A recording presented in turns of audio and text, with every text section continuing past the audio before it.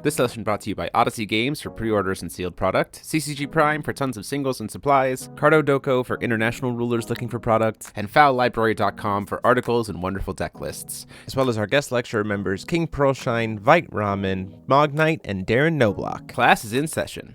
Hey there, rulers and planeswalkers. So a couple of things happened this past year which were pretty interesting and caused some weird discussions to happen, which is both Magic had its 30th year anniversary collection kind of come out, and Force of Will actually had its 10th anniversary collection come out.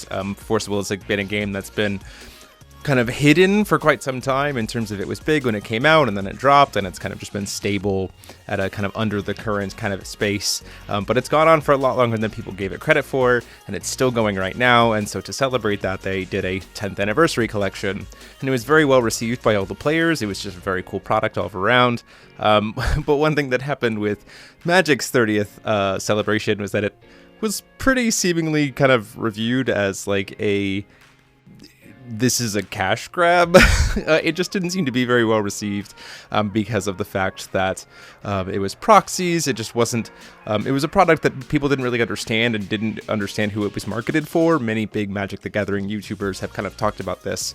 And so with the help of CCG Prime, we thought it would be kind of cool to showcase the difference between these two products. And talk about kind of why one is just infinitely better than the other, and the kind of thoughts behind it, and just kind of to spark discussion, and also to kind of maybe give some people some thoughts about, oh wait, this game's still around. This is a very cool thing that they did. So let's go ahead and just jump right in.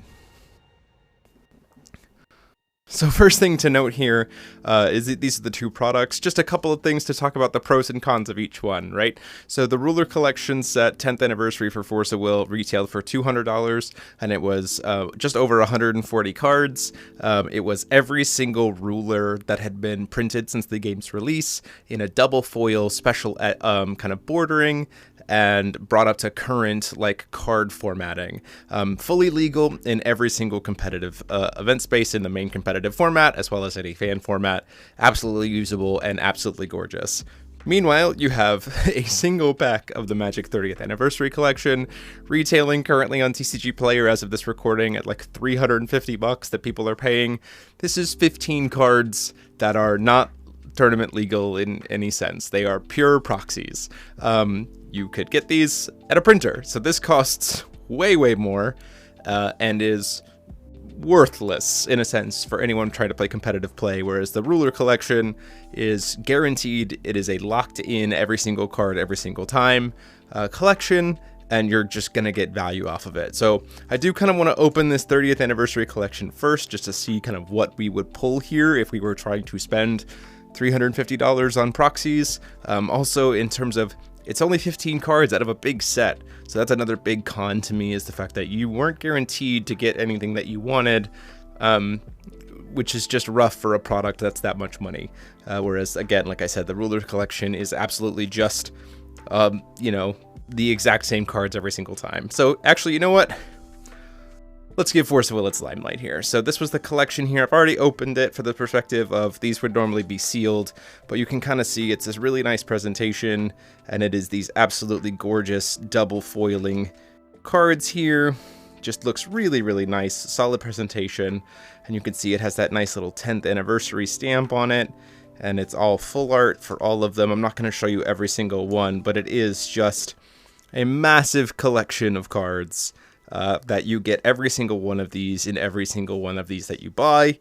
It's a really cool collector's item for those of us who have been playing for a while, but it's also a really nice product that was for people who maybe jumped in later and wanted to be able to get a piece of the game's history. So these are still available. It's kind of hard to find just because Force of Will is a smaller print run game, so it can be kind of tricky to find some of these.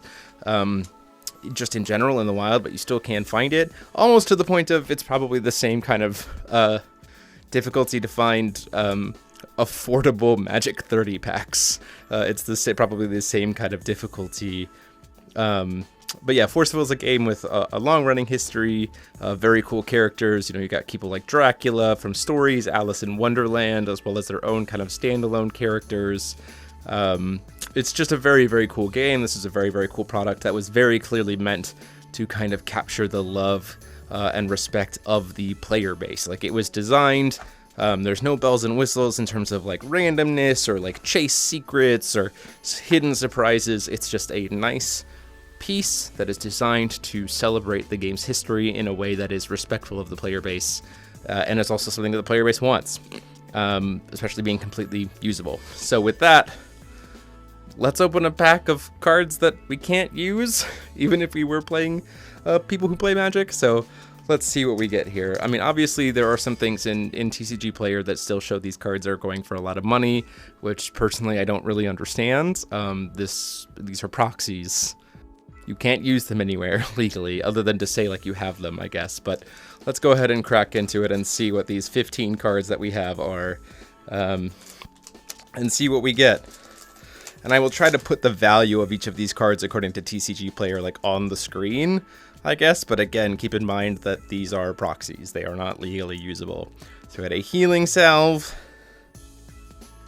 a Frozen Shade. There's no foiling on these. They look just like, I mean, they have the 30th anniversary, like 30th edition kind of cool stamp there, I guess. Invisibility, Shatter, Craw Worm, Dwarven Warriors, Spell Blast, Jade Statue, Lance, Tsunami, Savannah Lions, a Plains, a Forest, a Swamp, a Brain Geyser, and a Soldier token.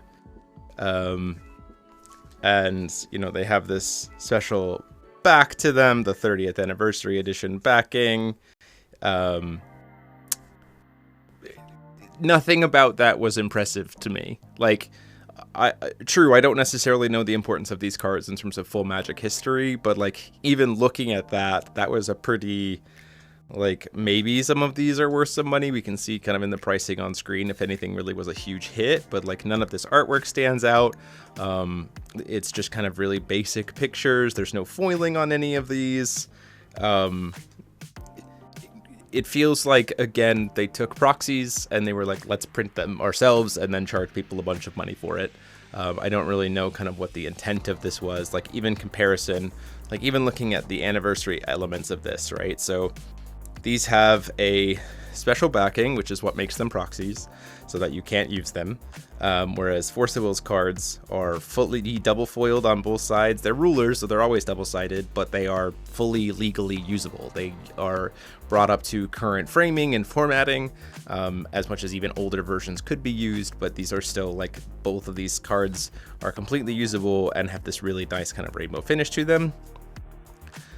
They have this 30th edition kind of like marking here and the set number, obviously, whereas the Force of Will card has this beautiful foil stamping on it, 10th anniversary collection. It also has this nice little bonus kind of stamping down here. Everything else to kind of really make it stand out, which just looks really, really nice and has the translucent kind of upper. All of them are like fully full art. It's really, really nice.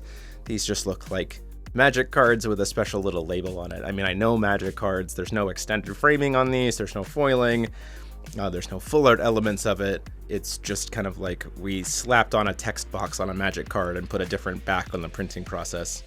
And so, you know, I think obviously recognizing the fact that Magic is a longer history game, it's 30th anniversary, whatever, I understand it's a bigger game overall, but like, if I have to put these two side by side, like, I Spy and Force of Will, like, clearly knocked it out of the park by comparison to Magic's 30th anniversary collection. Just, who is this for?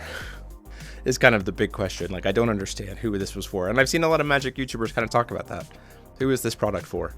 Whereas the 10th anniversary was meant for the players. So, you know, I think at the end of the day, kind of in comparing these two,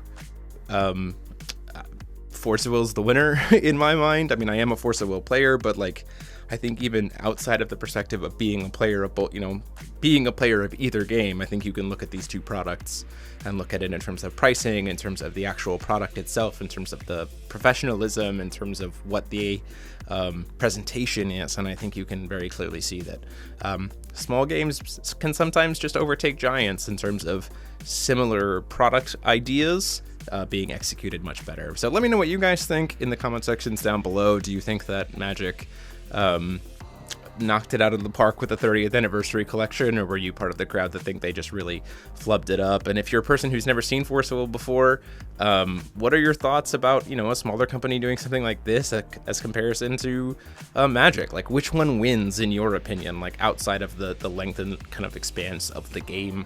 Which of these products do you think is the better product to celebrate an anniversary? Let us know in the comment sections down below. Thank you all so much for watching, and until next time, this is DMO73 saying, class dismissed.